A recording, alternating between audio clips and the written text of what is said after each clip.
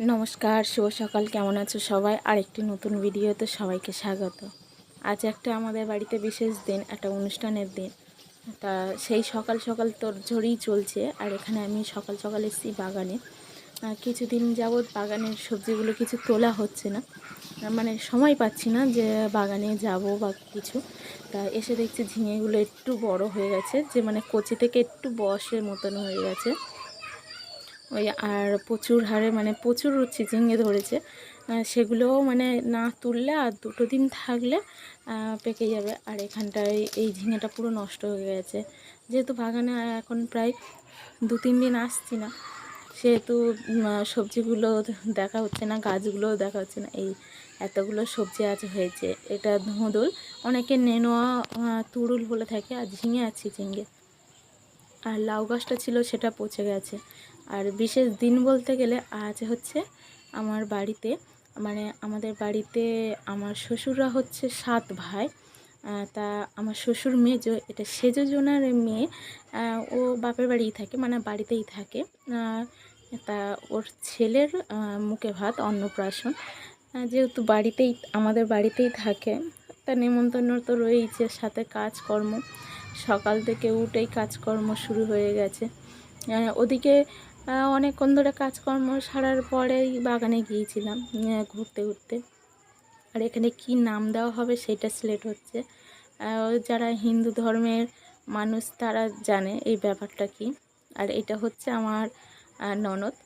আর এখানে যাচ্ছে ষষ্ঠী নিয়ে আসতে, যেটা বরণ ডালার ভেতরে একটা সব থেকে দরকার বা প্রয়োজনীয় জিনিস। এটা বিয়েতেও লাগে। আর অন্নপ্রাশনটা হচ্ছে পুরো ছেলেদের, মানে যাদের অন্নপ্রাশন আছে বিয়েরই মতন সব কিছু। যেরকম একটা ছেলে বিয়ে করতে যাওয়ার আগে যেমন তাকে সাজানো গোছানো যা যা নিয়মকানুন পালন করতে হয়, অন্নপ্রাশনে ঠিক তাই পালন করতে হয়। এটা হচ্ছে পিসিমাদের বাড়ি, আমাদের বাড়ির সামনে, ইনি ভিন গোত্তর। আর আকষষ্ঠী যেখানে তো মানে যার বাড়িতে থাকে সেটা ভিন গোত্তর হতে হয়, এটাই হচ্ছে নিয়ম। তার বাড়ি থেকে ওটাকে সিধে বলতে গেলে কিছুটা চাল, সব রকম সবজি, আলু, তেল, লঙ্কা, যেমন বামুনকে দান করা হয় সেরকম সিধে দিয়ে ষষ্ঠী নিয়ে আসতে হয়। আর পিসিমা প্রথমে সূর্য বরণ করলো, তারপরে ষষ্ঠী বরণ হচ্ছে ওটা। আর আমি সাইডে ক্যামেরা ধরে আছি। আমি আমি মানে ষষ্ঠী নিয়ে যাইনি তখনও, যেহেতু আমি কাজ করছিলাম সেইভাবে। আর ওসব পুজোর জিনিসপত্র একটু শুদ্ধভাবে না করলে ভালো লাগে না, ওই জন্য আমি করিনি। আর ওখানে আছে কাকির শাশুড়ি, দুটো কাকির শাশুড়ি আর আমার শাশুড়ি রয়েছে। ষষ্ঠী নিয়ে বাড়ি চলে আসছি। এইবারে হবে মানে বাচ্চা, মানে আমাদের পুচকু সোনা, যেটা গায়ে হলুদ। তারপরে ওই যে পুচকু সোনা ঘুমে হাই উঠে গেছে।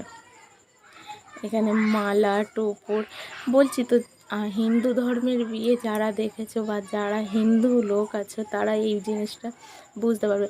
আর একটা জিনিস, আমাদের হিন্দু যেটা, আমরা যেহেতু এটা আমরা কি বেশ বলে আমি এখন ভুলে যাচ্ছি, আমাদের ক্ষেত্রে এরকম হয় যারা ঘোষ হয়, টাইটেল যাদের ঘোষ, তাদের নিয়ম আবার একটু আলাদা। যাই হোক, কলা পুকুরে এসছে চান করতে। আর ও তো ভীষণ কাঁদছে, যেহেতু ঠান্ডা জল আর তার উপরে শরীরটাও ওর খারাপ। এখানে প্রথমে হলুদ দিয়ে 5টা ইয়েই করে, 5এও করে 3এও করে। প্রথমে হলুদ দিয়ে স্নান টান করানোর পরে তেল সাবান দিয়ে স্নান করানো, তারপরে এসছে বরণপালা। দেখো কি দারুণ লাগছে।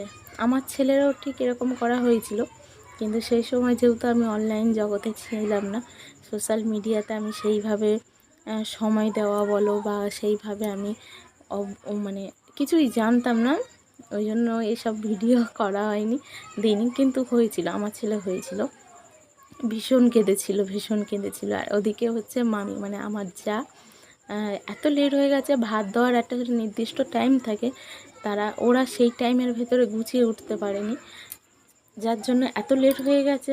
হাফ জামা পরিয়ে হাফ কোনো জিনিসপত্র পরানো হয়নি। একটু সোনা গহনা পরাতে হয়, কিন্তু সেগুলো পরানো হয়নি। যা হোক করে একটু মুখে ভাতটা দেওয়ার যে টাইমের, নির্দিষ্ট টাইমের ভেতর ভাতটা না দিলে ওর আজকের মুখে অন্নপ্রাশনের যে নিয়ম নীতিটা থাকে সেটা পূর্ণ হবে না। আর এটা হচ্ছে ওর বড় মামা, বলতে গেলে আমার সেজ শ্বশুরের এটা বড় ছেলে। আমরা যেহেতু মেজো, এটা সেজ শ্বশুরে। কিছুদিন আগে একটা ভিডিও আপলোড করেছিলাম, বিয়ের ভিডিও দেওরে। তা এই কাকার ছেলের বিয়ে। তারপরে মুখে ভাতের পরে এটা একটা নিয়ম, এটা আনন্দের জন্য এখানে গীতা দেওয়া হয়েছে, ফুল দেওয়া হয়েছে। গীতা দেওয়ার অর্থ হচ্ছে ধর্মপথ। পয়সা দেওয়া মানে পয়সাটা সবাই জানে। পেন দেওয়া মানে একটু বিদ্যা বুদ্ধির ক্ষেত্রে। আর ফুল দেওয়া মানে ভালোবাসা। তা ও কোনটাই ধরছিল, সেটাই আমরা খালি দাঁড়িয়ে দাঁড়িয়ে হাসি ঠাট্টা করছিলাম। আর ও ধরেছে ফুল। তারপরে দুপুরবেলা যেমন খাওয়া দাওয়া তেমন হয়। আর এখানটায় যাচ্ছি সন্ধ্যাবেলা আর একটা নেমন্তন্ন বাড়ি। এটা হচ্ছে আমার নাতির মুখে ভাত। আমার নাতির মুখে ভাত বলতে গেলে আমার কাকির ছেলে যে ছিল তার ছেলের মুখে ভাত। তা এখানে একটা জামা নিয়েছি আর একটার উপর ব্রেসলেট নিয়েছি। আমার যেমন সামর্থ্য আমি তেমনই ওকে উপহার দিয়েছি। আমার তো বেশি কিছু দেওয়ার মতন সামর্থ্য না, এটার উপর জাস্ট একটা ব্রেসলেট দিয়েছি আর একটা জামা দিয়েছি। আর একই দিনে দুটো ভাত ওকেও তাই দিয়েছি। একটা গেঞ্জি দিয়েছি, মানে আমার ননদের ছেলে, ওকেও একটা গেঞ্জি দিয়েছি, একটা ব্রেসলেট দিয়েছি। আর এখন রূপসোনার যা হারে দাম বেড়েছে, রূপসোনার ধারে কাছে ঘেঁচতে গেলে 4 বার ভেবে তারপরে ঘেঁচতে হয়। কিন্তু কিছু দেওয়ার মানে কিছু করার তো নেই, লোক কুটুম্ব ওদের তো ঠেকাতেই হবে। আর আমার নাতি হলে আমি দেখতে চাইনি, কিছু দেওয়াও হয়নি সেই সময়। অন্তত একটা জামা একটু মিছিল টিচিয়ে দিয়ে আসা উচিত ছিল, কিন্তু সেই মুহূর্তে আমরা দিয়ে উঠতে পারিনি। আর ওরা এখানে ছিল না, অনেক দিন ধরে বউ বাড়ি গিয়েছিল, জায়গায় করে যাওয়া হয়নি। তা আজকের সন্ধ্যাবেলা মুখে ভাত, ওই জন্য দুটো জিনিস। আর দেখতে দেখতে বেশি দূর না, হাঁটতে হাঁটতে চলে